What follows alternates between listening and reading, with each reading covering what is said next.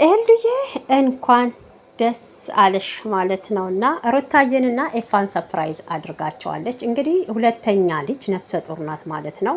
ያው ከዚህ በፊት ሰምተናል። ኤልዱ ማለት የአብርሃም እህት ናት። እንግዲህ ምን አይነት መልካም ልብ ቢኖራት ነው በእውነት እንግዲህ በተጋቡ በአመታቸው ይሁን አላውቅም ምንድን ነው የወለደችው። እና አሁን ደግሞ እንግዲህ በድጋሚ ሁለተኛ ልጅ ፈጣሪ በሆድሽ ያሽውን በእጅሽ ወይም በወገብሽ ያስታቅፍሽ ነው ማለት የምንፈልገው። ደስታሽን እጥፍ እያደርግልሽ። አስቡት እንግዲህ ወይ ሩታ ከአብርሃም ጋር ተጣልታለች፣ ከቤተሰቦቼ ጋር ከእህቴ ከወንድሜ ጋር ግጭት አላት፣ ተቀያይመዋል፣ ክፉ ነገር ተነጋግረዋል ብላ አላገለለቻትም። ቡዜ ብትሆን ግን ሩታን አትጠራም ሄርሜላን ነው እንጂ ማለት ነው። እና በዚህ ራሱ መታዘብ ትችላላችሁ ምን ያህል እኔ እንጃ መልካም ልብ እንዳላት። ሩታ የዋህ እንደሆነ ተመልከቱ። ደስታዋ ወደር ስለሌለው ለሷ በእውነት እራሷ ያረገዘች ያህል ነው ደስታ የተሰማትና እንባዋን መቆጣጠር አቅቷት ነበር።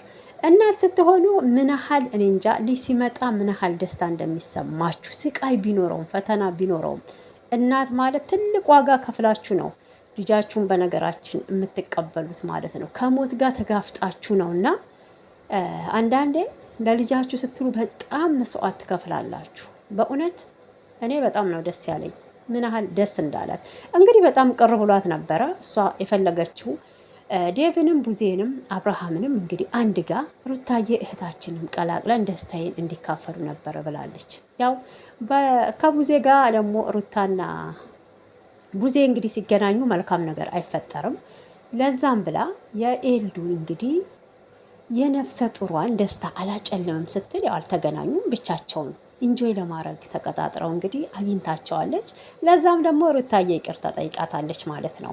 በእውነት ኤልዱዬ በጣም ነው ደስ ያለኝ። አይተናል ኤልዱን የትንሱ ያጥሮፍ አትስማሽ ለትራሱ እንግዲህ አብረው ነበሩ ማለት ነው። ያ ሁሉ ግጭት ያ ሁሉ ፈተና እያለ ማለት ነው። እና እዚህ ድራማ ውስጥ ያልተካተተች በእውነት ንጹህ ሕሊና ያላት እህታቸው ብትኖር ኤልዱ ናት እና ኤፋ ናቸው።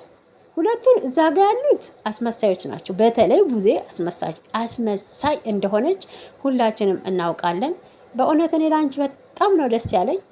ፈጣሪ በሰላም ሁለት ያርጋት፣ ደስታችሁን እጥፍ ያድርግልሽ ማለት ነው። እና እንዲሁም ደግሞ ልጅ እየተመኛችሁ ልጅ ላጣችሁ ፈጣሪ አምላክ ይስጣችሁ። እኛ እንኳን የወለን ነው ፈጣሪ ጠብቅልን ነው ማለት የምፈልገው። በእውነት አንዳንዴ ብር ይዛችሁ ልጅ የምትመኙ አላችሁ፣ ብዙ ቦታ እየሄዳችሁ ልጅ የምትጸልዩ፣ በልጅ ምክንያት ከትዳራችሁ የምትፈናቀሉ አላችሁና የምትለያዩ። ይሄ ደግሞ ከባድ ያው ፈተና ነው። ልጅ በእርግጥ ሰጪም ነሽም ፈጣሪ ስለሆነ ማለት ነው። እና ልጅ ያላችሁ በእውነት አታማሩ። እኔ ድሮ ለምን ወለድኩ ምናምን እል ነበረ። በእውነት ፈጣሪን በጣም እያስቀየምኩት እንደሆነ ይገባኝ ነበረ ማለት ነው። ካለብኝ ችግር ነው ካለብኝ ነገር ነው የምለው። አሁን ግን በጣም በጣም በህይወቴ ደስተኛ ነኝ። ምንም ባይኖረኝ ልጆች አለኝ፣ 2 ወንድ 1 ሴት። ፈጣሪ ማለት ነው እነሱን ይጠብቅልኝ፣ ለሌላችሁ ሚስጣችሁ ማለት ነው የምፈልገውና በጣም ነው ደስ የሚለው። እንግዲህ ኤልዱን አስቧት የሩታን ውበት እያደነቀች ነበር። በጣም አምሮብሻል። እስቲ ተመልካች ቤተሰቦች ምን ትላላችሁ? አላማረባትም ወይ ሩታዬ? አልተለየችባችሁም ወይ? እኔ ጠጋ ብላ ሰላም ባትለኝ ኖሮ በእውነት ማናት ብዬ እል ነበረ። ስላማረብሽ እንዲደምቅ ብለሽ ስላየውሽ በጣም ደስ ብሎኛል ብላታለች ማለት ነው።